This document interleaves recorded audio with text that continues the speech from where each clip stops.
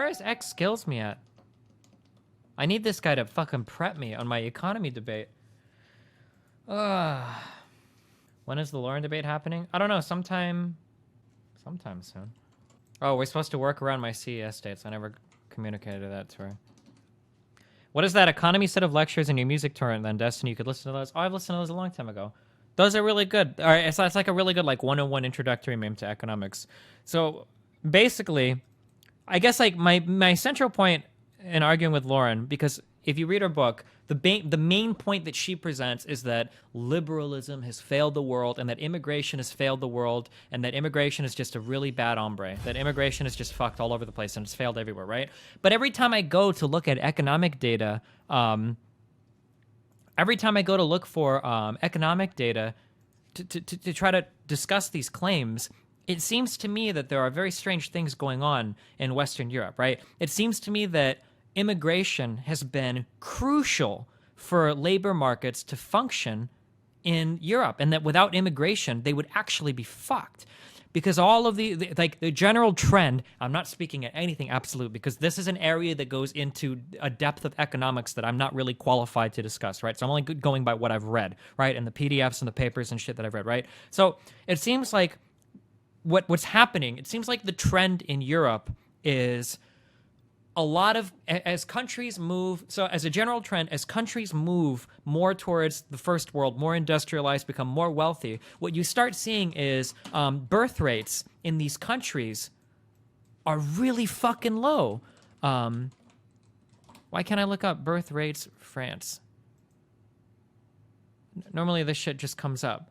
But like birth rates all across the Western world are just really, really, really, really, really low, right? They're falling. They've been falling. So basically what's happening is you're not getting these new faces in to serve as workers for a lot of these jobs. And then as a second kick in the ass, a lot of the people that are growing up in these countries are historically more educated than they ever have been in the history of all of human history. People today are more educated than ever, right? So what you're finding is there are a ton of these jobs that are calling for low-skilled workers that cannot satisfy their demand for workers without immigrants. If immigrants didn't come in to work these jobs just wouldn't exist. They wouldn't be filled, right? So everything that I read seems to point to the idea that labor markets in Europe are like dramatically relying on these immigrants moving in to work these jobs. Otherwise, the native people just can't fill the role, right? And the population will dwindle and nothing will happen. Her book is really short. It's not impressive that I read it. It's literally like 70 pages long. It's a very short book. But I wanted to read it for our upcoming conversation, right? And then another meme is that when you look in the United States at some of the places that have had the heaviest amount of immigration, like I read two different studies analyzing the economy and the wages in California, which is one of the states that apparently is the most impacted by foreign immigrant workers moving in to work jobs. And nobody has found these links of immigrants move in and all the wages and everything goes to shit. It just that narrative doesn't seem to be substantiated by any fact that I can read. I can't find. I really do try. I'm trying, because the last thing I want is I don't want to talk to her and look like a fucking retard, right? I don't want to get into a conversation with her and then, well, Destiny, what about this and this? And it's like, oh well, fuck, I didn't even think of it, right? I'm sincerely trying. I cannot find these studies that link to immigrants move in, all the wages plummet, even in the United Kingdom. That doesn't seem to be the case, right? And one of the big reasons for Brexit was immigrants moving in and depressing wages. But it doesn't seem to happen, even in the United Kingdom, which voted to leave the EU largely because of concerns over immigration and the impact on the job market, right? Are you certain? But it seems so bizarre to me that this prevailing narrative now in the West, which is prevailing, right, with Trump being elected, with Brexit occurring, with Merkel trying to pivot, it seems that the prevailing thought that immigrants are ruining the world just aren't substantiated by any amount of data anywhere. It just doesn't seem, except for politically, right? But that guy in my chat, X Skills Me, seemed like a really smart economics memer, but he's not here. I need him to guide me. To make sure that I'm not fucking up or reading anything wrongly. Isn't the main argument that the robotification of the job market is what is killing jobs? Yes, it seems to me, I don't like to make this statement because I'm not an economist, but it seems to me that the prevailing thought of economists are that automation is what is killing the majority of job availability memes in the West and certain industries like manufacturing, and that automation is killing jobs even in Mexico and even in China. So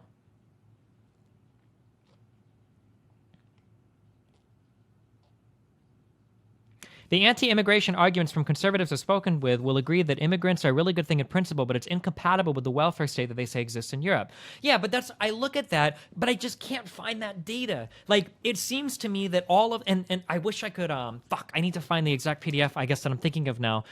Maybe it's in my phone history, but it seems to me that there is a certain level of spending that you can do on immigrants that turns a positive, like, it seems like the more that you invest in immigrant populations coming in, the more that you invest in better housing and education, the easier they are to move in and fill all of these awkward spots in your job markets in the West that aren't being filled by the natives anymore. Because one, they're not having enough children to fill these markets, right? This 18 to 34 worker gap doesn't exist as much anymore because people aren't having children, and because the people that are having these children are educating these children to levels that they aren't able to work these jobs, right?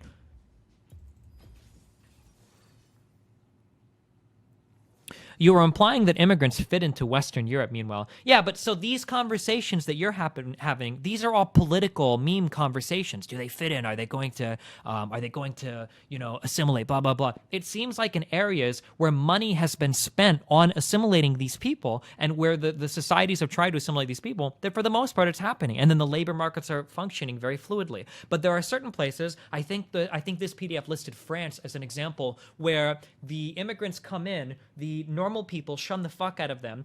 Certain kinds of funding are excluded from them. These people end up living in shitty ghettos and whatnot. They don't get the education. They end up becoming a leech on the system. And because they're so rejected, they don't want to immigrate or assimilate to the system. And then you get this weird cyclical bullshit that goes on. But in other countries where they have invested more, like Germany or other Western European countries where they have invested more into immigrant labor, it seems like it's becoming a positive thing, even when you account for the welfare state, right? Like,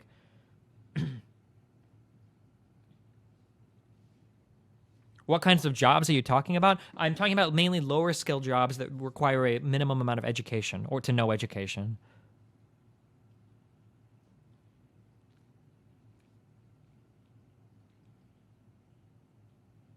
There also is an argument that goes even further, that immigration and free trade are the biggest things reducing worldwide poverty and doing immoral good, and that we should keep building. Yeah, sure. But I think, again, that's something that most people, most intelligent, I don't want to say intelligent, that seems to be what most of the prevailing thought is, that as countries become more wealthy, they move into first world status, they stop having as many children, they stop being so fucked up, they become more politically centrist, they lose the extremist ideas, that for the most part, as countries become wealthy and there aren't any weird confounding external factors, that countries will move into this kind of like first world mentality that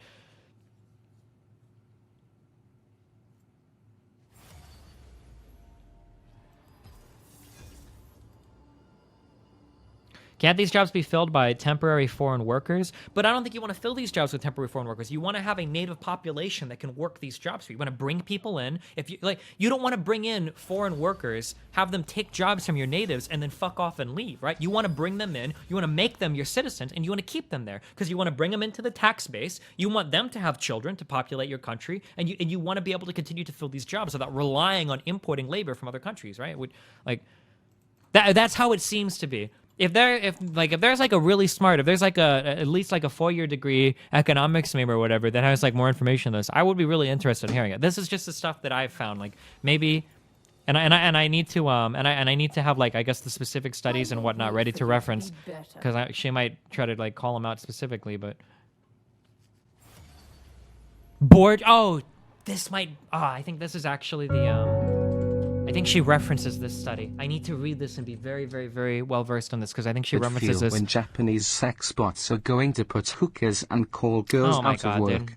How will our TBA's mom be able to afford his tendies now? Bonus meme, temporary foreign workers were used here instead of teenagers to save money in fast food places. I wish there was an easy way to bring this book up on my fucking web browser, but I never know how to do it. Okay, your orders, digital orders, book. How do I just bring it up on my computer screen? God, I fucking hate this Kindle Amazon bullshit. Read.amazon.com. Is this it? Oh shit, and it just brings up her book. Oh, maybe because it was brought up on my phone? Oh, well, there you go. Will this have the highlights that I made in my Kindle, or will it not? I don't think it is. Oh, it does. Unless you basically make a question constructing a study by assuming the economy will grow the same way immigration advocates say, well, immigration usually comes out to be a net negative on the economy. This is an assertion that she makes a lot. And then for that assertion, her footnote, this is literally her footnote in this. The work of Harvard economist George Borges is instructive on this. She doesn't actually link to a paper or link to a study. It's literally just the work of Harvard economist George Borges. Borges is instructive on this. But I'm guessing that maybe this will have more information for us. Did you meet Caitlin's boyfriend Brent at TwitchCon? Just curious? Wait, why are you asking? This is a good summary of the Borges debate. Try reading this first. Union-bulletin.com. Immigration is... I don't know anything about this site. Is this worth reading? Noah Smith is an assistant professor of finance at Stony Brook University and a freelance writer. Destiny, curiosity. Well, no, I gotta know why you're curious now. That's like a really bizarrely specific question. Z-Frag, aren't you the guy from fucking Norway that won that computer that I built that I had to spend like $1,500 to fucking ship it and you gave it to your mom? Wait, I'm really curious why you asked a specific question. I'm really curious now. You gotta give us more, dog. I did not give it to my mom. First thing you could do is go look up United States GDP growth rate for the past 5 to 8 years versus countries like France, United Kingdom, Japan, Germany, South Korea, etc. This is for all the morons thinking that Obama's economic policies has been a failure. Well, but when you talk about countries like France, the UK, Germany, then people would be saying things like, well, they're part of the EU and the EU sucks or whatever. There's... Oh, dude. I really need like an economics expert to talk about these things. So I'm very much out of my element. I can't talk about these in depth, but Destiny, why does your chat do this shit? Is it only me that gets this? I noticed chat stops and I have to type for chat to reconnect. I have no idea.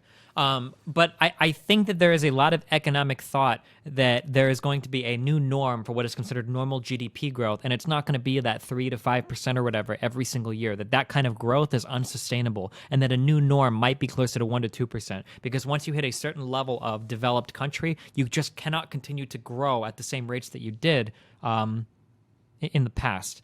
Now, whether or not that ends up being true or false, I'm not entirely sure, but like I've heard that XKillsMe guy also said that is a totally valid opinion that a lot of economists purport. Now, I don't know if that's actually true, but how do you feel about the redefining of the way unemployment is calculated under the Obama administration? What redefining of unemployment? Can you give me an example? Holy shit, 59 fucking pages.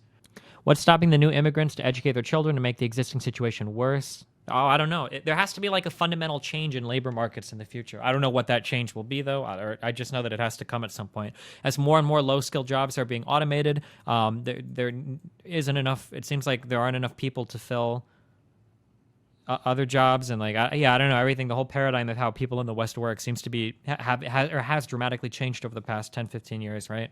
I don't know what the answers are to any of these things, so I'm not even close to well read enough to give you like what's most likely to happen. This paper brings a new perspective to the analysis of the Mariel supply shock, revisiting the question and data armed with the accumulated insights from the vast literature on the economic impact of immigration. A crucial lesson from this literature. I don't feel like reading all this to you guys. Can I just read this in my head?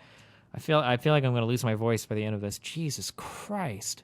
America has a mixed economy, but it needs to be balanced. Well, America's economy is moving more towards a service economy. Trump is bringing it back to the right. Trump won't bring back anything. Trump is not going to bring back anything. Trump is pro-globalization, okay? Trump is a very, very, very pro-globalization person, even though somehow he duped everybody into thinking he's not. I don't know how. I do know how. I'm sorry. I shouldn't say that. But Trump is very, very pro-globalization. Manufacturing is never coming back to the United States. It's not going to happen. Not under Trump. Not under anything. Globalization, that's different from globalism. Okay, can you define the terms for me? When I think globalism or globalization, I think of international markets seamlessly integrated with one another to expedite trade between parties from different countries. When I think of globalism or globalization, that's what I think of. but I don't have like that. Might not be like the I don't have like the academic, I guess, definition. Tell me what you think it is. I could, and I admit I could be fully wrong. That's what I think of when I think of globalization or globalism. Destiny truly believes that no one abuses welfare because they're lazy. If you can find me an example of me saying that, I'll PayPal you $1,000 right now, you fucking inbred. I've never said that in my life. What I've said is that people don't do it in the numbers that people act like it happens. I'm pretty sure that I've specifically said, even in the Sargon debate itself, I think I said that there will always be some level of abuse in any program, anywhere, everywhere. That it will always happen. I have never said that there's no abuse. I'm sure there are people that abuse the fuck out of welfare. I just don't think that it happens anywhere near as much as you've been force-fed to believe it does. Because people like to abuse how easily you'll buy into facts that support whatever narrative you happen to be fucking buying into at the time. What about people who only work a certain amount of hours a year on purpose to stay on welfare? Again, I'm sure that it happens, but not in the extent that you talk about. This is the thing. Nobody wants to live on welfare. This is something that I think a lot of people have trouble understanding, because you have this thing where you view people of different classes as being less than human, or as being fundamentally different than you. I don't think that most people are fundamentally different from one another. I think that as humans, we all share relatively similar desires. I don't think that the average person, well-adjusted person, desires to live on welfare for their entire lives. I think that people in general enjoy working. I mean, our entire civilization is built on the fact that people will work, right? I think that people in general enjoy working. People would rather work for their living and do a little bit better than do the bare minimum and work on welfare, right? Like, I think that for the most part, these things I think are true. I feel like when I have some of these conversations, you view these people who live in lower classes as fundamentally something that is fundamentally not human, right? That when you start talking, when I start getting into conversations with Sargon of Akkad, where he is sincerely suggesting that there are a large number of people, women, that will run out and get pregnant to stay on welfare, that is an extreme claim. I don't think in general,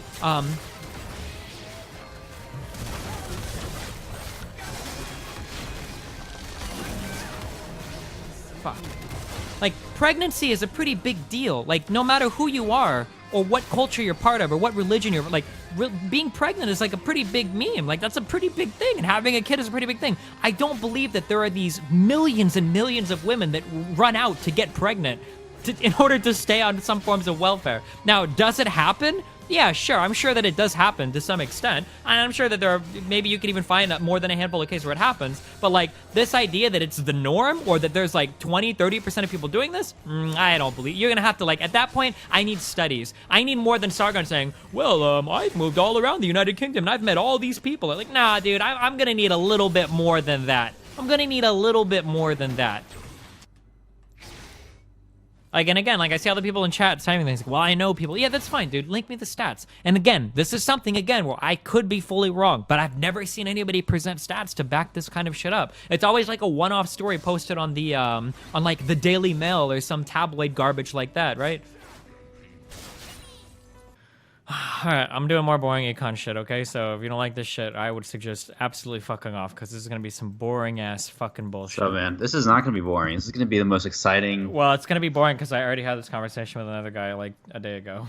Oh, so, well, about what? You know, just econ in general, baby. How you feeling? What is your educational background is? You have a 4-year degree in economics? 4-year degree in economics, and right now I'm a graduate student in computer science, and I'm studying machine learning. So I was also interested in what you were talking about earlier with that guy. Oh shit! Did you read the article? I was asking for links in chat, but nobody gave me one. So I just had to like infer what the blog was about. If you want to link it to me, I can look it over. If it's about like the singularity isn't near at all. Well, it's basically it's an article talking about. It's a layman taking very basic things and then trying to extrapolate very complicated things from it. Basically, the entire article is, well, look at how fast we've grown in the past. Therefore, it's inevitable that AI is going to take over in 20 years because we're going to continue to grow very fast, right? The assumption that exponential growth in certain technological fields will continue on indefinitely and will lead to the AI singularity in 10 years without actually talking about anything of technical depth or showing any knowledge of the field, but just looking at exponential growth. Yeah, it's always a bad assumption that like past trends are indicative of future trends. Like, yeah, do you think so? Thank you. That's what I was saying before. Is that the idea that that's actually it's like a fallacy by definition. Like, yeah, it's actually it happened in economics too. It's a pretty you heard about stagflation in the 70s. No, what about it? Stagflation in the 70s basically happened because it was observed, and the data was pretty clear, that every single time there was high inflation, there was low levels of unemployment. So it was believed then that we've always had it. Whenever we've had high inflation, we've had low unemployment. So every time we want to decrease the unemployment level, we just need inflation. But of course, when they tried it in the 70s, it didn't work. So we had high unemployment and high inflation. But yeah, anybody who kind of just takes past trends and then says like, this is going to continue in the future is just wrong anyway. But yeah, but with that said, AI still is going to revolutionize a lot in the next 20 years for sure. But not because of any singularity by any means. Sure. Okay, so basically, okay, so I have a meme debate with Lauren Southern coming up, okay, and she is an alt-right memer. Well, maybe no, I'm pretty sure she's an alt-right memer, and she wrote a book. And in her book, she talks about all the things that are ruining the world, right? And are you familiar with... Okay, so just to preface this, okay, when we talk, if there is something that you feel like you don't have specific information about, I would appreciate it if you would say like, okay, well, I don't have specific information, but I can speak of trends, just so that I know what is specifically true or false, so that I don't go out of this thinking that you were speaking about a specific scenario, right? So like if I ask you a question like, how do you think immigration affects this country? You go, well, the trend is, when labor increases like this, blah, blah, blah, rather than what's actually happened, right? Is all I'm asking, right? Okay. I think I'm following. Okay, so one of the central points in her book, are you familiar with the work of, I slaughter this guy's name every time I say it, I think it's Borges? Borges? Is it Borges? No. Borjas. Are you familiar with the big immigration study by David Card? Yeah, Card. Yeah, I'm familiar with Card. Okay. All right, so it's a pretty important meme. So Card's immigration study of the Mariellis, I think. Basically it was 50,000 people left Cuba, injected themselves into Miami, and Card's landmark study basically proved, quote unquote, proved that massive supply shocks in immigration can have no effect on the local wages because of other compounding factors, right? You agree with that? That's essentially what the... Yeah, I would say that's an interesting result, and that's what I would expect too. Yeah, I would think. I mean, and his argument was that the labor market adjusts, other businesses move in. Some labor can be complementary. If more immigrants move in and are taking certain jobs, then natives can take other jobs, that are complementary jobs, whatever, right? Well, there's a big memer named it's not Borges, it's like Borges, I think. Borges reanalyzed his paper, and I think in 2015 he published a counter argument where he took a different set of numbers and looked at it and said that that's not true and that the comparisons were different. I guess there's not much point in discussing this if you haven't read the specific paper, but basically he was saying that the guy didn't analyze the correct group of people, and that if you target the group of people that the immigrants were coming in, that they were most similar to, that those people did experience a significant depression of wages. And there's kind of like this argument going back and forth between them. And the reason why this argument is important is because David Card's study is kind of like, or it seems to me that study is a landmark study that everybody cites and everybody looks forward to. And anytime you're going to talk about immigration and the impacts on the economy, it seems like you're always citing David Card, right? So the conclusions that he drew in that study are very, very important, right? And if they're wrong, then, potentially a lot of our understanding of labor markets or whatnot are incorrect, and how our immigrants affect them are wrong as well, right? Right. Yeah. Okay. So with all of that memery aside, okay, so I'm just going to ask you some general questions, and then I'm just going to kind of poke and prod, okay? Okay, let's go. Would you say that immigration, in general, has been proven to be a failure around the world? It's kind of a loaded question, but... No, I would not. I would say the opposite. Immigration is... And I mean, I could explain why economically. Well, I think that immigration ruins the wages and causes unemployment between natives and is unfair and depresses wages everywhere across Western Europe. Well, yeah, you have empirical studies that show that they don't depress wages. It's true that immigrants tend to increase the supply of cheap labor, and so they kind of push down wages for cheap labor. But at the same time, you're familiar with the whole idea of economic growth, like what economic growth actually is, right? Like a lot of people increase in GDP. Yeah, but like basically at its essence, what economic growth actually is. The growing of an economy. Well, yeah, basically, it's basically increasing what the economy is capable of outputting. Yeah, sure. It's capable of doing, right. So if you bring in immigrants and they end up costing your government $50 million, but they also output enough so that it all is a wash, it's not actually a wash. Your economy has grown, right? Exactly. It's not a wash. Yeah, that's the point. It's not a wash. It's actually growing the economy. By those immigrants coming in, you're actually increasing what the country is able to produce. And the empirics show that economic growth is beneficial for all classes. Even the natives that have the natives in the poor labor market who do have their wages pushed marginally down, they still benefit from the economic growth. And of course, everybody else who's outside of that also benefits from it. So the economic, because when it comes down to it, really the only sources of economic growth are increases in resources and increases of technology and productivity. And basically, a increase in the labor supply is no different than a increase in any other sort of resource. So it's good for the economy. So I would never ever let anybody get away with saying it's better for economic growth to restrict immigration, because empirically it's just not true, and it doesn't fit with any of the theory either. The only qualifier to that is that if you have a welfare state, then it very well may be the case that a cheap laborer is taking out more than they're producing from the system. So I think that is one part where an alt-righter would probably stand ground and saying, if there weren't such a huge welfare state, then that would be true. And then that would where you would need to be a little bit more detailed about the empirics behind the difference between what's going in versus what's going out, because the welfare state in Europe, for example, is pretty large. So I feel like sure. You said so markets with very high welfare could end up being a drag on the government if the welfare is too high, right? Yeah, exactly. The other economics member that I brought on said that he for the most part, I think, said most of what you said. He said that he would like to see things, and I know you would agree with this. He would like to see things like minimum wage removed, because if the flow of immigrants depresses the market wage at a far lower number than the minimum wage, that really bad things could happen to those markets. Yeah, I agree. In the U.S., I'm not too familiar with minimum wage in Europe, but in the U.S. anyway, I think it absolutely would benefit immigrants to reduce the minimum wage for sure. You think so in the U.S.? Is minimum wage relevant in a lot of places in the U.S.? Because I know that where I live, it's not relevant in a lot. Yeah. Because I was gonna say where I live, I don't think anything pays minimum wage anymore. Everything is like outpacing it, like really hardcore. Yeah, this was actually one of our first discussions, but very few people actually make minimum wage, because the market value of even cheap labor is higher than minimum wage throughout most of the entire country. So yeah, minimum wage really isn't that important factor in anything. It's just not killing the economy. It's not helping much. It's not doing much. If you increase it to $15 an hour, then you'll have problems. But as far as immigration goes, another really key argument you need to bring up with the alt-righters is the fact that immigration and labor mobility especially is very important for what we call financial integration in economics.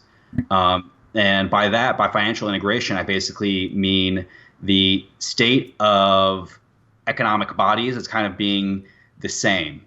And there are all sorts of benefits to that. The benefits are that goods flow easier, information flows easier, labor flows easier, so it leads to more efficiencies because the frictions are reduced. So and you're talking about, when you talk about things like this, you're talking about large bodies like the EU or things like trade agreements, right? Yes, exactly. The EU is a perfect example. Another example is the US, and it's an example of how that's why the U.S. has been so successful, because we're so well financially integrated. Think of from Nebraska, the entire Midwest, all these different states. Mobility between these different states is so easy, and we don't even think about what state the company is based in when we deal with it at all. It's not even in our minds because we're so well financially integrated. If the EU has any chance at all of having the sort of unification on the fiscal or especially the monetary side, they have to have financial integration. And the level of financial integration in the EU isn't even close to the US. People harp on globalization all the time, but the reality is that globalization isn't even close to where in the EU where it is in the US. Sure. And restricting immigration would be akin to restricting immigration between states in the US, and that would absolutely decimate so much of the benefits we enjoy. Gotcha. So, but the flip side. Sorry, go ahead. Oh, no, go ahead. On the flip side. Yeah, the flip side is the alt-righter will say, I don't care about the EU. I don't care about the monetary. No. Okay, wait. Well, we're gonna get into that. Okay, because I read her book and I've got different passages highlighted or whatever. So I just want to read you some things. Okay. I researched all the footnotes. Okay, so these are actual things from the book. Okay, so which brings us to okay, hold on. Okay, so this is from chapter 4, how immigration is ruining everything. So the takeaway from this is obvious. Open borders inevitably lead to the collapse of not just the welfare state, but the whole state due to overextended welfare systems. Outside of a few lazy college freshmen, most people who oppose the welfare state don't want to invite anarchy in order to destroy it. But as soon as you, okay, I'll tell you when I'm done right now, okay? But as soon as you can see, even if you only consider immigration from an economic perspective, an invite the world policy still comes out as an invitation for eventual anarchy, which brings us to a confusing point. If this is the result of such policy, why would you see it so vehemently defended by both the left and right? It's bizarre, but both liberals and conservatives in the West are constantly pushing for more immigration, even when that immigration occurs against the wishes of their people or against the letter of their own laws. Conservative reasons for this are mostly economic. They claim immigration is financially beneficial because it gives us cheaper labor, which improves GDP, which leads to greater freedom for some reason. They focus on the benefits of the demand side of immigration, the employers, rather than the losses on the supply side, which is ironic because conservative economics is supposed to be about the supply side. But even more ironic is that the empirical economic claim that they make doesn't even necessarily hold water on its own merits. Unless you basically beg the question in constructing a study by assuming the economy will grow the same way immigration advocates say it will, immigration usually comes out to a net negative on the economy. This is absolutely false, right? Yeah, that's total BS. Okay. And what I find especially hilarious is saying that pro-immigration neglects the supply side when the complete opposite is true. Basically, economic growth is shifts in aggregate supply. That's why supply side is such a huge meme, because that is our supply. The supply curve is what we're able of producing, and increasing GDP means we shift the supply. So when we have immigration, we're increasing our supply of labor, and we're increasing our aggregate supply. So the idea that accepting immigrants is against the supply side is totally flipped backwards. And okay, it's so totally let me not make true sure. So let me rephrase what you're saying, so I make sure I understand it. So you would make so then the argument would be that increasing immigration is actually a benefit to the supply side, because one of the supplies you're talking about is the supply of labor to your markets, and that is the supply, and by increasing it, you're benefiting those markets, right? By making that's an unassailable point. That labor is such an important component of our aggregate supply, and increasing that is the supply side solution to increasing our economy is immigration.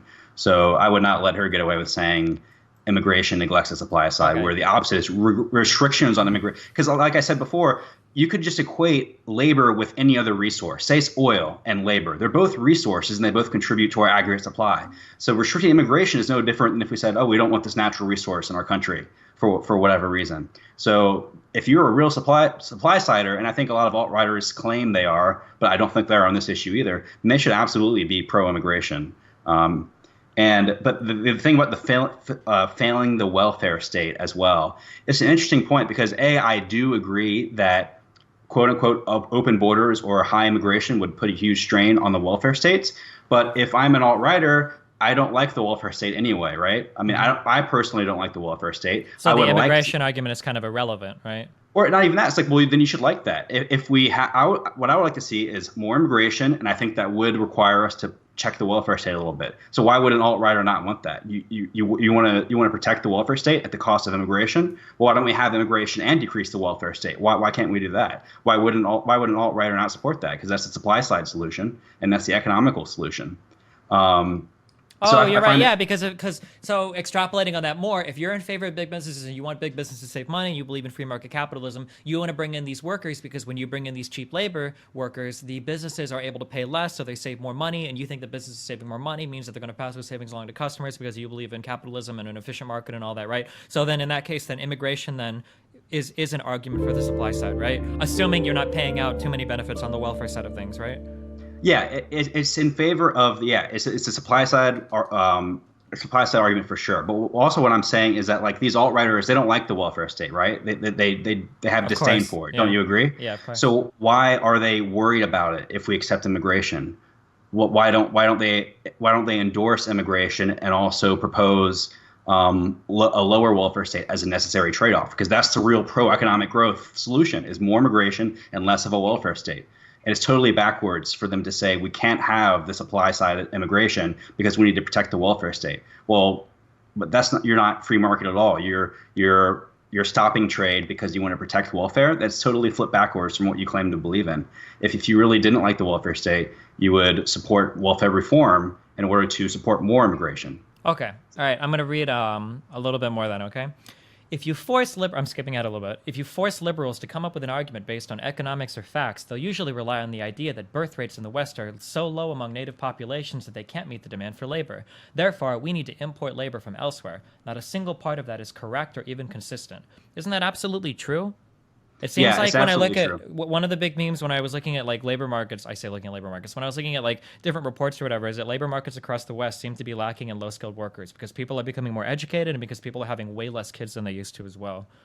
So it seems and also I think kind of the qualifier there is she said like to meet demand or something, which is a very finicky statement because it's not about it's supply and demand. There's no meeting it. It's you have more supply or you have less supply. So when you have immigration, you just have more supply of labor. It's not like we do have low birth rates, but it's not like there's not enough to meet that. That's basically a straw man because nobody's really making the argument that there's not enough labor to meet demand because that's a meaningless statement. It doesn't really economically mean anything. But the argument is that increasing immigration increases the supply of labor. Increasing the supply of labor increases economic growth and it promotes demand, free trade. Right? Yeah. Okay. Oh, no. Demand is totally separate too. That's another kind of, and that's I think on the left wing kind of understanding of economics, demand actually doesn't grow the economy at all. And you can kind of think of a thought experiment, how we've talked about how economic growth is basically expansion in what the economy is able to produce, right? Well, if you just have more demand, you're not increasing what the economy is able to produce. No matter how many pieces of paper you print, it's tied to supply side. It's tied to economic. Couldn't you give a left argument in response to that if you have the capability of supplying so much more, but there is no demand for it, that supply then won't be created? If that makes sense. The supply, what happens is prices will adjust into equilibrium. Let me give you an example. Let's say that I want to open up a high quality coffee shop that sells hot chocolate for $20 a pop, right? And let's say that I have the financial capital and the means to do that, and I'm looking at a neighborhood where I want to do it, but I can't actually offer that because the market just won't support it. Right? The people wouldn't be able to afford it. I would go and I would hire everybody and I would set everything up, right? The market just can't support it, right? Couldn't you argue that then the demand there for that product doesn't exist, but if the people had more money, that the demand could theoretically, or you could supply something that would be demanded? I don't know if I'm using these words correctly, but... Yeah, I think people who kind of argue along those lines kind of try to create a chicken and the egg problem. But really, ultimately, what creates those jobs is the supply side. It's the capital and the labor and the resources. And it's not the demand side. And what happens? Hold on. Because that's not really true, though, right? Because if people don't have enough money, it doesn't matter. The supply side becomes irrelevant. No, it doesn't matter because money is just nominal. If people don't quote unquote don't have enough money, then prices decline and the economy will be in equilibrium. But prices decline. Doesn't that assumes like a really naive view of like that's not assuming like initial capital investment. That's not assuming like current labor force. Like to give a personal example, when I worked at the casino, we couldn't just drop the prices of the casino, right? You had to start laying people off, and because of minimum operating costs, if it got serious enough, you would have to close the casino. You can't just continue to drop prices, right? And it could end up being so financially harmful that not only does a casino close, but because there is a barrier to entry to establishing a casino, you might just not even build another one, right? Like that's different. That's different between a market shift in demand and also an aggregate prices. What I'm talking about is aggregate prices. Here's a different thought experiment. We're talking about how aggregate prices can only drop so low, right? Like they can't just continue to run to the bottom because you have minimum costs right?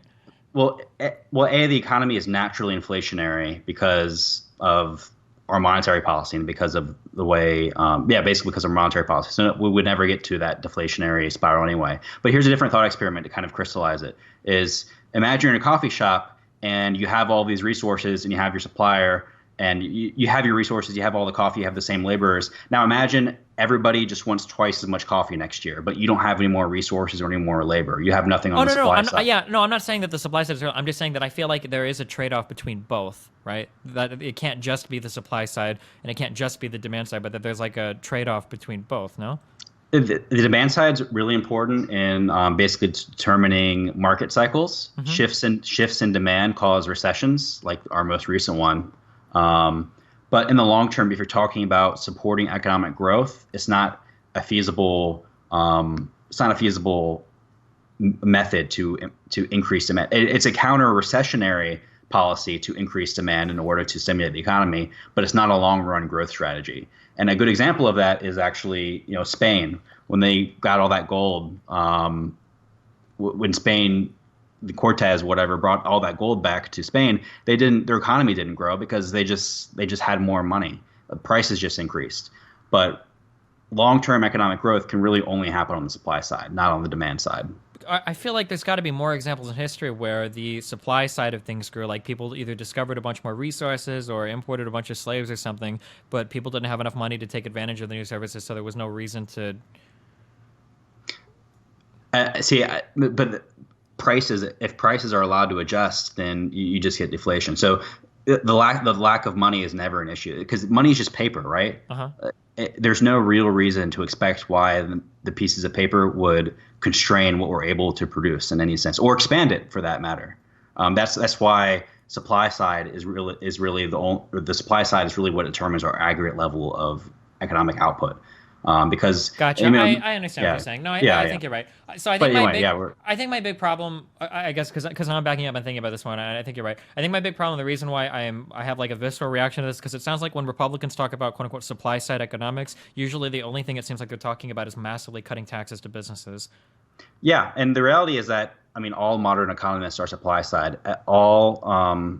Even the Keynesians will agree that long run aggregate supply is basically our economic output, and that's not controversial. What is controversial is that some people say, okay, we need to direct all of our policy at maximizing the supply side, whereas the liberals tend to say, no, we need more social consideration. But yeah, that's why I would kind of want to introduce you to the idea that the supply side isn't just a partisan issue. It really is the case that the supply side's so important to our economic output. Sure. No matter what kind of economist you are, all economists agree with that. Okay, and whether or not we should have low taxation, low regulation, that's a partisan, thing. But it's not partisan to argue that our output is tied to our aggregate supply. That's a pretty gotcha. Okay, I understand that. I understand that much better now. So there is no argument against supply side, right? It's the supply is paramount when you're talking about economic output, right? The arguments are how do you increase the supply and whether or not it's for more or less taxes or more or less labor or more whatever. Those are the arguments then that you go in. You would never argue whether or not supply side is relevant, but how you address the supply side, right? Exactly. No economist will argue against quote unquote the supply side theory, but it's different, kind of like what you would call trickle-down economic theory is different. And also like the liberal economists. Because trickle-down and hardcore slashing of corporate taxes are what I think of when I think of supply side. But exactly. And that's different than the overall idea. Another difference is that the liberal economists do tend to focus on the demand side more, especially in counter-cyclical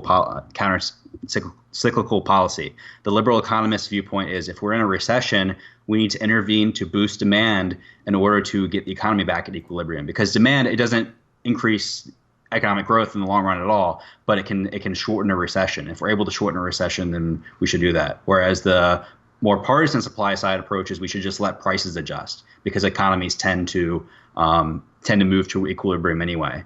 But I don't know if you've heard the famous quote from Keynes: "In the long run, we're all dead." Sure. Because the supply side theorem is that in the long run, the economy and prices will adjust. And even if there's a really bad recession, the economy will naturally move to its own equilibrium. And the liberal retort to that is, well, yeah, but in the long run, we're all dead. So what can we do now to... So that's the real controversy. Yeah, because prices and everything will eventually settle, but people perceive those changes. Like it's easy to say that prices will settle, but if you end up losing your house and your retirement fund and your car and everything while things are moving towards the mean, it's kind of harder. Exactly. It's easy to say eventually the economy will reach equilibrium again. It's true, but that's not satisfying for an optimal solution necessarily. But that's all different than the idea that our economic output is tied to the supply side. That's a non-controversial sort of understanding of economics. Gotcha. She doesn't deal with a lot of fact on this, I guess. Here's a paragraph I've highlighted. The reality is that none of these arguments hold up. The economic argument is hopelessly optimistic and incomplete. The cultural argument is shallow and backward. The emotional argument is, like most everything motivated by emotion, stupid and ill-considered. In the end, the result of mass immigration is the destruction of the economy, of our culture, and of the very moral norms that make those emotional arguments have resonance in the first place. So the economic side of this is completely baseless, right? Yeah, I agree, and I agree that it is baseless, and I think it's pretty hard to argue that like America was its greatest when immigrants, like literally, if they got to Ellis Island, they were citizens. And I mean, that's why so many of us are here today. You know, my great grandparents immigrated from Italy. So the idea that immigration destroys the economy is totally baseless. But the cultural thing is, I guess, a little bit different. I mean, I don't have really a good pulse on the cultural changes in Europe as a result of immigration. So yeah, that's kind of a case that's more independent of the economic side of things. But I don't think she, based off the passages you've read me, has a strong economic argument against immigration. Well, the funny thing is that for all of her stuff, she sources in a footnote the Boris guy, who seems to be the leading guy that stands on the opposition of import millions of laborers. But it seems like so I started to read a bunch of his stuff, right, and his big paper, his criticism of David Card. But it's funny because he has a literal article where he summarizes most of what you said. Basically, that the left and the right both, like, immigration does hurt American workers, but it only hurts specific sectors, and that even if immigration hurts certain sectors of the economy, it boosts other sectors of the economy, and that both sides of the coin, the liberals and the conservatives, only play to the parts that suit their arguments. But in reality, immigration can be a healthy thing for an economy and whatnot. I thought it was kind of funny to read this article from him when she cites him as literally the only Harvard researcher that backs up her point that immigration is destroying the world.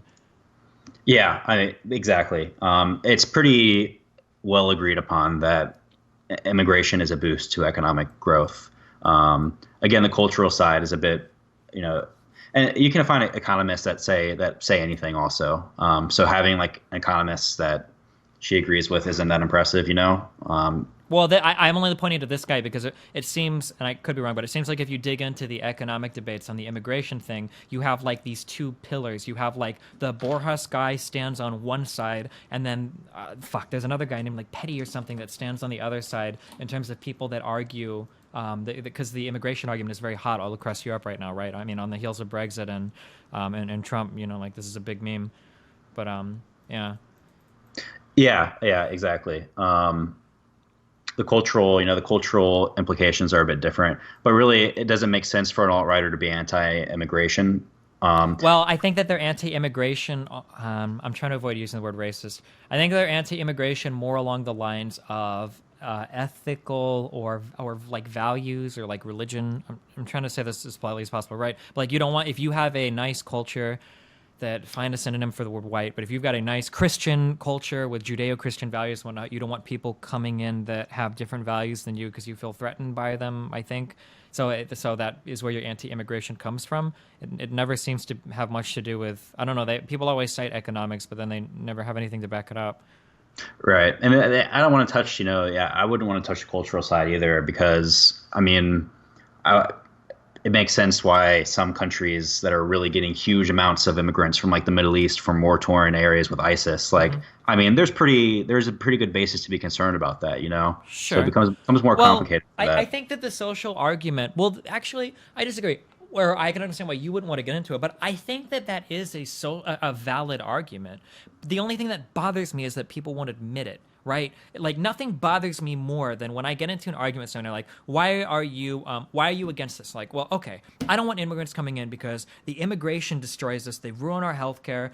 Terrorist attacks are massive things and all that, right? And then you go through every single thing and it's like, okay, well, does this happen? No. Does this happen? No. Does this happen? No. And then finally you get to this, like, well, they changed they changed the culture, right? It's like, okay.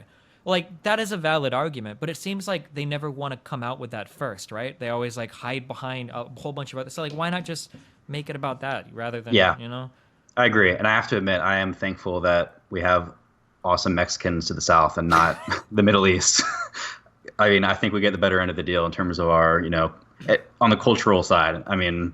Well, maybe, but I mean, like I said, like when I go to find all these different fucking studies and shit of all the labor markets, and especially Germany, right? It seems like all of these places in Europe have all these super low birth rates, and all of these immigrant laborers that they're bringing in are working to fill these labor gaps that are crucial. It's not even like a thing like, oh, it's kind of nice to have some shit, but it's like actually crucial for the functioning of their labor markets because they don't have kids over there. They stopped having kids, right? The birth rate in Germany is lower than Japan. It's like 1.3 per every woman, right? right? So the birth rates are low. The population is becoming insanely educated, right? That these immigrants are like filling in these crucial parts of their labor markets. So it's strange to me that everybody over there is like so insanely anti-immigrant when they literally are relying on these people for their markets to function, you know? Oh yeah, it's undeniable, really. So I mean, if you want to win the debate, you'll explain to her how anti-immigration is anti-trade and it's anti-growth policies. And if you claim to support economic growth, you claim to support capitalism. You don't have any reason to be anti-immigrant, really, except again the cultural side. And in Europe, I think that could be more controversial. But. So I guess I have all these statements highlighted, but they're usually just like really exclamatory. So like, we know that globalism is built on the twin pillars of imported cheap labor and exported jobs, which boost the third world at the expense of the first, treat increased crime as an acceptable cost for increased GDP, and which transform self-reliant nations of builders into cringing nations of servants. The West is on its deathbed. It can't take much more.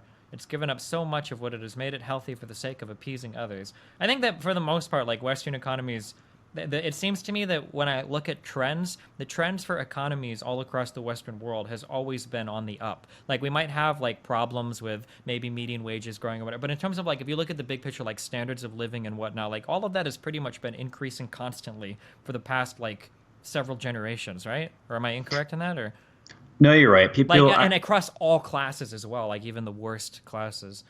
Yeah, I've made a big post about this on your subreddit long time ago, but people who talk about trade, they don't understand. They only understand the goods part. They don't understand everything else. So that in their mind, if we have a current account deficit, then we're being bled out by the third world countries at our expense, when that's totally not true. The reality of trade is much more complicated than that. We absolutely benefit from our trade with developing nations. 100% we do. So when she says that we don't benefit from it, or that they benefit at our expense, it's just totally wrong. It's not true at all. We get that money back through capital investment, and that enables us to have high investments and high consumption at the same time, lower national savings. So the idea that like everything is tied to our goods is just totally wrong. Gotcha. Do you know anything about the Crusades? I know that they were defensive wars. Oh shit. Okay. Do you think the Crusaders did nothing wrong? No, I didn't say they did nothing wrong. I said they were defensive wars. Oh, okay. Her quote is that the Crusaders did absolutely nothing wrong. The religious tradition they were defending would ultimately be responsible for everything from the creation of higher learning in the West to the Protestant worth ethic that powered. I don't know anything about the Crusades. I didn't know if I wanted to dive into this topic with her or not, because I don't know if I have the brain space to start filling my head with all this shit as well. Yeah, I would say don't venture into that territory, because she could hook you on that. Because I mean, they were pretty they were atrocities committed, but it would be like Christian atrocities versus Muslim aggression. So there's nobody really wins that. It was just going to be, rolling around in the mud. Would you say that the Crusades had nothing to do with Christian extremism or imperialism? Oh no, I wouldn't call it imperialism personally. I mean, they were defensive wars. Like there were atrocities committed and they were extremists and it was bad, but I wouldn't make an argument of Christian imperialism. Couldn't you say that like the Al Nusra Front and the FSA and ISIS are all kind of defensive wars? I feel like if you're arguing along those lines, you're not in a good spot in the debate. Well, I mean, aren't they? I mean, like, let's be real. Shia oppression is a real fucking thing. That Maliki dude in Iraq is fucking crazy, and then Assad in Syria is pretty crazy. Like, I don't know, dude. Sunni memers get fucked pretty hard over there, dude. I think that's pretty defensive. Okay. But yeah, no, I probably won't touch this because I have no background in any of this whatsoever. Yeah, I would definitely say stay. And also, I mean, I think that is where she is more right than I think the more left wing conventional wisdom on that's wrong. I probably agree more with her perspective on that. Wait, what left wing? Wait, I'm curious because this might be something we actually completely disagree on. What do you think is incorrect? Or here, let me ask you this question. We'll back up like super hardcore. Do you think that Islam is the primary or a major contributing factor to what's going on in the Middle East? Yeah, absolutely. And here's the thing, because Islam is an ideology, right? Mm-hmm. And I think there's a lot that's wrong with that ideology. And just like any ideology, I think there's a lot wrong with a lot of ideologies. But I think what's wrong with Islam is a large cause of the problems we're seeing today. Okay, so, because this is the area that I've done, ever since my Ryan Dawson debate, I did a ton of research in this area, okay? So I'm fucking armed to the teeth. So, oh boy. I'm curious, In terms of like the Iraq or Syrian stuff, what do you think and anything going on here? Can you give me an example of anything that you think was like religiously motivated? Of anything in Syria and in Syria and Iraq. Iraq, yeah, over the past like 10, 15 years. I mean, ISIS is certainly religiously motivated. You can certainly tie their creation to events that involve Western actors and whatnot. But I think you can't really deny the religious ideology that underpins that and the violence that results from it. You know. So I feel like when I look at when I do all my digging and I figure out what's going on in the Middle East, one of the strange things that I found, because I was kind of expecting to find that, I went in with both eyes open, ready to embrace being wrong about things, but it seemed like everything that I found, everything was very political, and it wasn't very, like, I don't want to say it wasn't religious, but it wasn't very religious at all. So, like, if you look at the growth of ISIS in the north, it seemed like, in the north of Iraq, it seemed like ISIS was able to grow because there's a group of people in Iraq called the Sunnis, right? So the Sunnis used to be in charge of the country. They're the minority of the country. The Sunnis used to be in charge of the country because they were part of the Ba'ath party that Saddam Hussein ran, right? Well, when Saddam Hussein was kicked out, and the United States went in and they destroyed that government, and they said no one else could ever run that government. They put in a guy called Maliki, who is an insanely paranoid dude who started to arrest and throw into jail and torture and murder all of these Sunni people, like crazy shit. Like he would actually like arrest like Sunni politicians and all of their bodyguards, and these people were being thrown in like these indefinite detention camps. Sunnis were being like herded out of cities, police officers, like crazy shit, right? And when you look at all this shit, it seems like a thing where like when you read about this, it's like, okay, well, this is obviously headed in one direction, right? And you get a lot of these events culminating in things like the like I think it was called the Hajwi massacre, where you got Sunnis that are peacefully protesting about being mistreated, and then Shia police come in and start killing people, and it's like, okay, well, this is obviously headed towards some type of thing, right? Where you can see where things are going, and it doesn't seem like religious ideology is very motivating in any of the way that these groups form. Now, I will say that like in terms of like the ISIS like religious killings and the music and shit, like yeah, that's probably got some religious motivation, but it seems like any group of people being oppressed or shepherded around in that kind of way or herded around in that kind of way are going to predictably result to more extremist measures, you know? I see. In my mind, kind of what you're doing would be kind of like if I said something along the lines of, well, the atrocities committed by the Nazis weren't because of Nazism. It was because, you see, there was World War I, and then there was hyperinflation, the Weimar Republic, and then there was these relations with Poland, and then there was the French whatever. It's like the devil's in the details. You can talk about the details, but ultimately... But like, I think that's exactly true.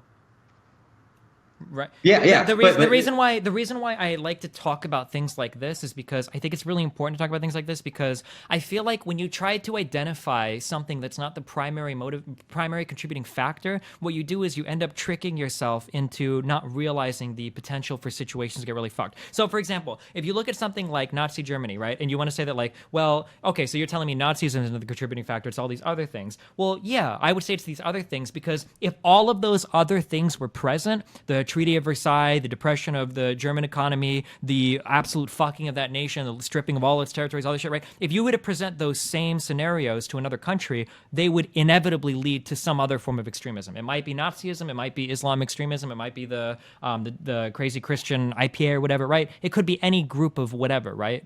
Right, but the problem is if you're an alt-righter, then that's not convincing, because you're basically trying to say, again, I don't want to equate Muslims with Nazis, but if you're an alt-righter, that's basically what you're saying. You're saying, whoa, we can have these Nazis because that Nazism that committed those atrocities was because of these extenuating factors. I'm not saying that it's okay. I'm saying that if you wanted to prevent Germany from turning to Nazism, if you were to send somebody back in time, your way of preventing that wouldn't be to go around preaching about how bad Nazism is, because then the country would turn to some other form of extremism. Your solution would be, well, what are the things that led this country to adopt this radical policy? We need to prevent those scenarios from... Right. The problem is the conflicts that involve Islam on one or both sides are so numerous and so heterogeneous, and they're dispersed all across the world. Anywhere you go, India, Africa, Europe, they're all so heterogeneous. Well, but like So I feel it's like so that's not really true though, because it seems like there are countries, like if you look in the Western world, there are lots of fucking Muslims that live in these countries that for the most part don't no for like almost ubiquitously don't really cause any problems. It seems like most of these problems are coming from the Middle East, right? Like and then Africa, right? And but Africa also has I think and Asia as well. That's the problem. You have the well, but Middle a lot East, of the Africa, but a lot Asia. of Now you them have Europe. So well, but a lot of the it's problems in fair to, Asia, a lot of the problems in Asia are literally people that immigrate up through Afghanistan and Pakistan and move over from the east from there. Like they're still coming from the Middle East. Like that's why China is actually sending troops and support over to Syria to try to stem the flow of ISIS combatants there, because ISIS travels. They'll go through fucking Turkey and they'll move over through Azerbaijan and then they'll move over through and they'll crawl through fucking Iraq and Iran and then they'll go up through Afghanistan and Pakistan and eventually they'll get to China. But all of them inevitably come from the Middle East. Like that seems to be the source of a lot of these people, right? And if you look at countries in the West, if you look at the Germanys and the United States, like places that have high Muslim populations, we don't have this like Islamic extremism problem. We really don't. Yeah, there are definitely now, the handful of terrorist attacks or whatever that are motivated by ISIS or whatever. But for the most part, like we've got hundreds, maybe not hundreds, tens, maybe hundreds of millions of Islam people living in the West that seem to be, perfectly fine, Yeah, it's true. There are, yeah, exactly. There are many, many, many peaceful Muslims, and the vast majority are. But like I said, I don't kind of buy the, ISIS is just like an outcome of these certain causes. Again, because of the heterogeneity. And I know you say they all come from the Middle East, but I don't think that's true. I think like in Asia, especially. Well, but like, all... where is the source? Because it seems like the source of the extremism in Asia are people that are coming from the Middle East. Like that's where these fighters come from. And if you look at countries like I think like Bangladesh, Indonesia, like there are these countries that exist that have a lot of Muslims that for the most part are doing a lot better than any country, any insane like Saudi Arabia or Iran, or. I don't know. I guess I just like when I look at the things. Like, are you saying they're immigrants, or are you saying like they're natives? No, they're natives, like native Muslim, like Muslim majority countries that seem that are nowhere near the scale of like the atrocities that go on in like Saudi Arabia and shit. Yeah, Malaysia, Indonesia, stuff like that. Right. Yeah, that, and I don't think like they're immigrating from like the Middle East. Like they're not immigrating from Syria. The problems are with the domestic native Muslim population of those areas, or the conflict entails them, not necessarily kind of imported problems, No, yeah, I know, but when you go to those countries, like if you look at you've got people like Assad that are doing their best to destroy fucking Sunni populations in their country. You've got people like Maliki, who the ex prime minister of Iraq, who's doing their best to fuck over all the Sunnis in those countries, and then they're getting funding from people in Saudi Arabia and Qatar and the UAE, right? It seems like it's inevitable, like regardless of the beliefs or ideologies, like anytime you have a group of people living in a country, a large group of people living in a country that are being oppressed as fuck, it seems like it'll inevitably turn to some sort of violence, right? I can't think of any scenario that turns out differently. Like if they were Christian, it would be the same. If they were Muslim or not Muslim, if they were Hindu, if they were Buddhist, like it would always end the same. Like there would be some type of violence, violent outcry. I mean, the Middle East is resource rich, and I wouldn't say the Middle East has been more colonized or decimated than say like Africa or Latin America, especially. Yeah, but Africa we don't see terrorism in Latin America. We see the drug wars. I think that we don't talk about it as much, but isn't that? I think we have. Oh fuck, dude! I'm starting to get a little bit under my cover. But I think the reason why we're so much more interested in the Middle East is because that plays into NATO interests way more than shit going on in Africa or South America. You don't think so?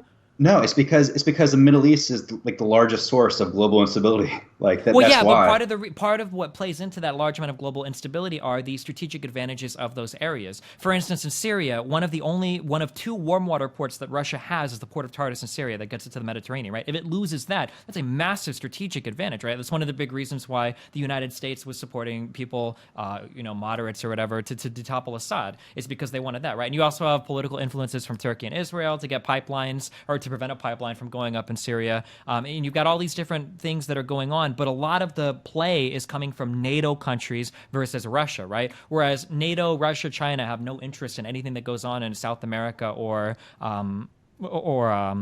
or Africa, right? Like you never hear about, Russia is supporting somebody well, actually, that's not even necessarily true, because if you look at like Gaddafi in Libya, that was somebody that Putin supported, that the United States, worked to overthrow and get fucked over, and that was in Africa, Northern Africa. I don't know if it counts as much, but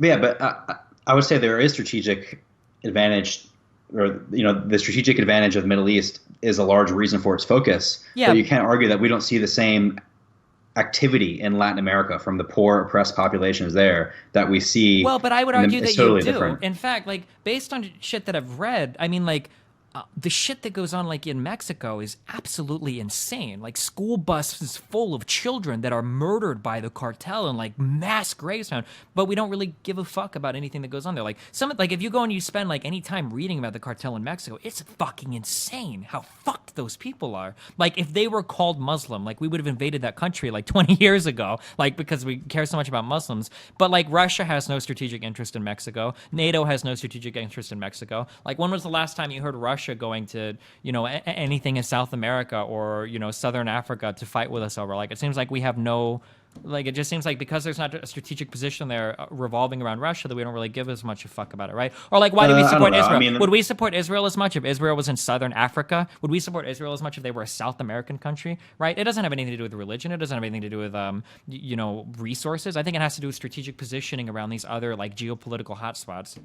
I mean, I would say the war on drugs is a pretty big deal. Like, I think we treat that like a huge deal. No way. Maybe like the war you on could drugs. argue. Like, you kidding me? It's a pull out. It's a war zone there, man. Well, yeah, but we don't give a fuck about it. If come on, we're being real. If we were to pull the stories, like how many reports we have of the war on drugs versus the war in the Middle East, right? Like, it wouldn't even be close. Like 1% to 99% airtime given to Middle East related things.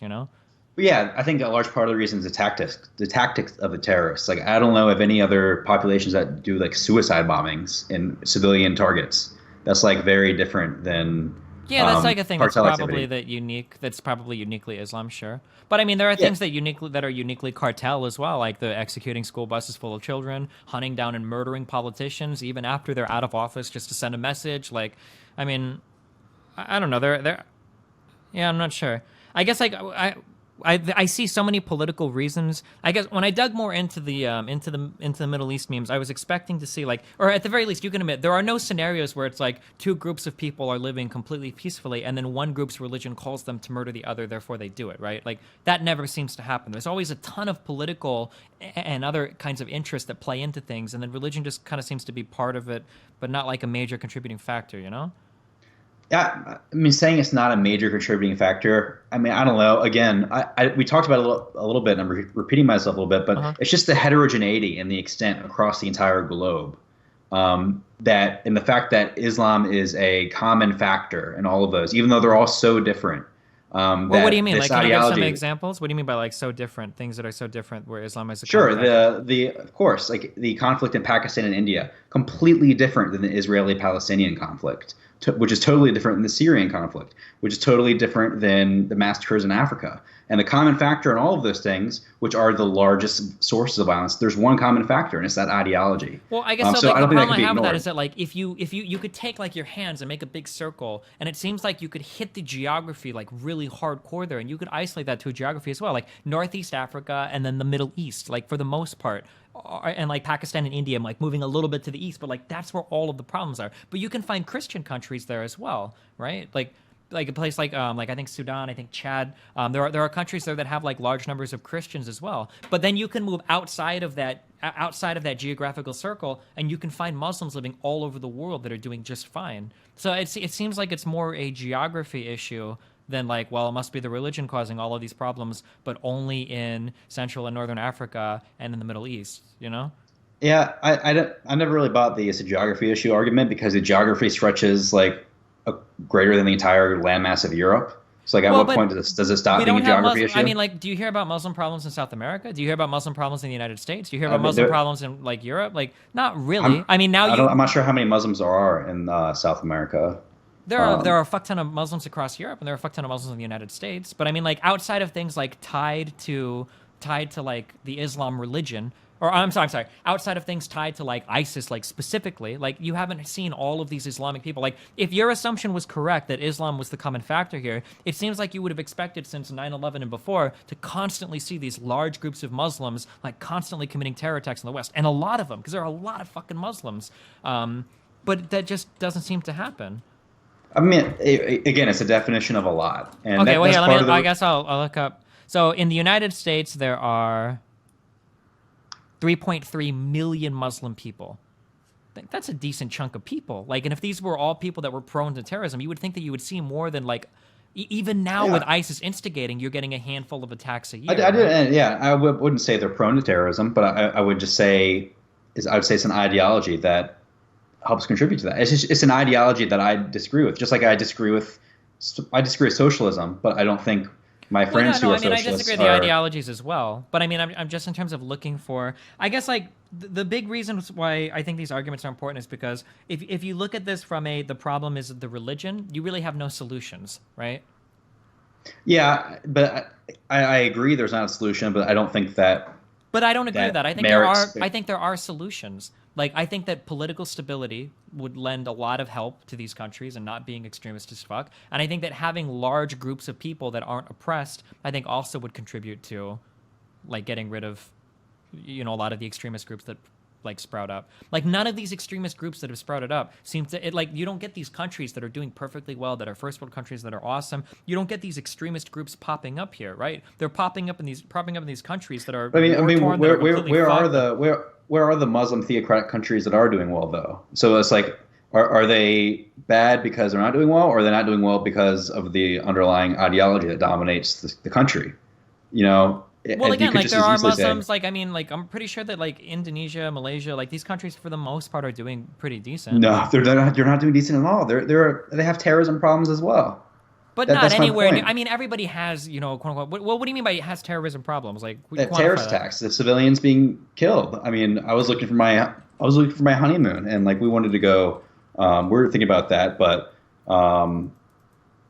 the terrorist attacks are increasing in Asia as well. It's not. Yeah, you're right. It's not as bad as like Syria, obviously. But that's why it's just hard to accept it's just a geography problem, because everything's so different about it. Yeah, I mean, like I'm looking at Indonesia right now, and I think in the 2010s, I'm seeing like maybe a dozen people killed by terrorist attacks. Like, I don't know, it doesn't look like it's that big of a thing. Like I see one that happened in January of 2016, and then the most recent one before that was on the 27th of November 2012. Yeah, so there was a terrorist attack in 2016, right? Yeah. And then, in Malaysia there was one in 2016. So it's just a messy issue. And like, what is the solution? I don't know the solution by any means. And I'm pro immigration, so I don't disregard my pro immigration stance when it comes to Muslims by any means. But at the same time, it's not, I think there's a valid argument that if there's a chance that one of these immigrants is a terrorist, then we shouldn't accept immigration from Muslim countries. I don't think that's like the craziest idea in the world, even though I disagree with it. Because I think the issues are, more serious and complicated than that. Yeah, sure. I guess like I don't like the abdication of responsibility from everybody in the West and then just the blanket blaming of religion, because I feel like there are other things that play into it like way more. And I feel like when you look at the history of these regions, even just like the past 10 years, like religion seems to fall, at least in Syria and Iraq, like religion seems to be the most minor aspect of it, and that all the factors contributing to these things would have led any groups to be extremist or whatever. Like it just seems, I don't know. I guess that's how it seems to me. Like anytime you get groups of people that are being oppressed by other groups of people, it inevitably leads to some sort of either a genocide, like in the Ottoman Empire and Turkey and, the Armenians or whatever, or it leads to, terrorism like Al-Qaeda or the Taliban or ISIS or whatever. Right. Yeah, but the genocides you mentioned, though, were also perpetuated by that ideology. That's the problem. Yeah, I think that Christians have done their fair share of shit as well, though, right? Yeah, like exactly, and there were atrocities committed in the Crusades, for example. But I don't think there was an analog to the kind of violence we're Well, but seeing. like when And you that's look the at like problem. when you look at like the Christians, I'm not even talking the Crusade. I mean, technically, the invasion of North America is probably one of the largest genocides, right, in terms of like just killing a fuck ton of people for conquering and whatnot. But like, I don't think the ideologies themselves have changed in the books that much. It's just that the nations themselves have become more developed in first world, and as nations become more developed, whether Christians like to admit it or not, they become less Christian over time and more secular and whatnot.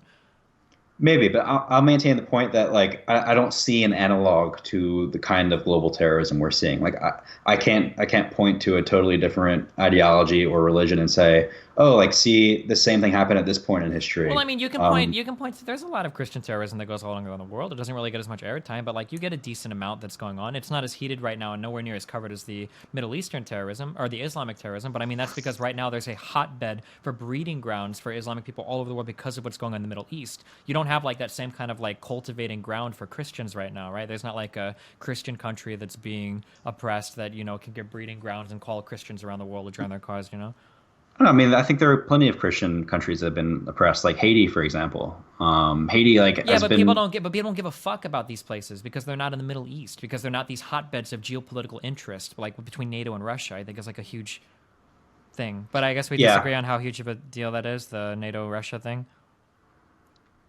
Yeah, how like big of a deal? Rwanda, like if you talk about places like Rwanda and shit, like nobody really gives a fuck. Like you hear about these and like somebody's mentioning how bad it is, but like does anybody really give a fuck about like what's happening in Rwanda? Like if you compare the reporting on that versus like every single time there's like another car bombing, or every single time it's like dominates the headlines for like another week and Trump is tweeting about it and everybody's talking about it, it's like holy fuck. But you've got genocides that occur across like Africa and South America, and like it seems like nobody really gives a fuck because we don't really care about those regions as much. Yeah, I still don't think those are direct analogs though, because those are all like local operations for achieving local goals. Whereas what we're seeing seems to be a more globalized effort from like ISIS, for Well, example. yeah, but I mean, it's a globalized Um, effort that stemmed from a local region. I mean, ISIS definitely grew. ISIS did not grow around the world. ISIS developed in Iraq and Syria out of people that specifically were being oppressed by another political group, where Shias fucking over Sunnis. Like, yeah, I I still find I don't know, I should find it hard to accept that like the Rwandan genocide is like the same thing as ISIS. But I understand your point though. sure. How is your But married life? Are you doing good? Are you a good married beamer? I'm getting married in June. Oh, you haven't gotten married yet. Okay. No, no, still planning that. But Do you have like a honeymoon spot and look at everything that. picked out? Yes, we do. We're excited. Where are you going? Going to French Polynesia. We're gonna like stay in those bungalows over like lagoons or whatever. Wait, what's it called? Tahiti. Oh, Yeah, it's in the cluster of islands called French Polynesia. wow. Well, Yeah, that it'll sounds be fun. nice. It'll be nice. I'm excited about it. I got my wedding band yet last weekend, so gearing up for it. Holy fuck, this place is in the middle of nowhere. What if that island sinks? What if global I warming know. swallows the fucking island up, dude? It's Holy sh- nowhere. That's why I have to go now because global warming is going to sink the eastern seaboard Is and this like Tahiti. a fucking 10-hour flight? 12-hour flight? Oh, probably like a 13-hour flight, and we have to fly to LA to get there. Yeah. Holy shit.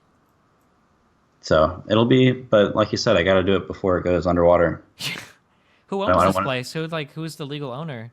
I think it's like its own thing, but I think they were colonized by the French, so they speak French over there. Gotcha. Yeah, so it should be fun. Damn. Well, don't crash and go. You're not taking like Malaysian Airlines or some shit, are you? No, I think it's like some. I think it's like some French airline or something. But we are taking like those little puddle jumpers between the islands, so I'm like really worried about that. So if I don't make it, I'm gonna like send out a note that Wait, like do you if I take like a fucking Cessna or some shit? Like a little like yeah, single yeah, prop by to like get. by like the local like Tahitians who don't speak English. So I'm Oh gonna. shit! What if you get like abducted? Who's gonna I come and know. like be you're taken? I'm gonna like leave a donation with some essential emergency contact info in case anything like that happens, so chat can track me down and find me and rescue me. Damn. And if the plane crashes or whatever, I can just have some last words. Gotcha. That'd be good. Yeah. All right. Well, good luck with your debate with Lauren. I don't even know who that is, actually, to be honest. I've heard the name, but I don't follow her. She works for something called Rebel Media in Canada. I think she's trying to be like the next Ann Coulter, but she's like my first big stepping stone into like big alt-right personality. So if that goes well, then I can move on from there. Whew. Okay. Well, I like to think of myself as a smaller stepping stone to get to Lauren Southern. Thanks, buddy. All right. Well, hey, have fun. Good luck. I'll see you You too. Have a good night. Yeah.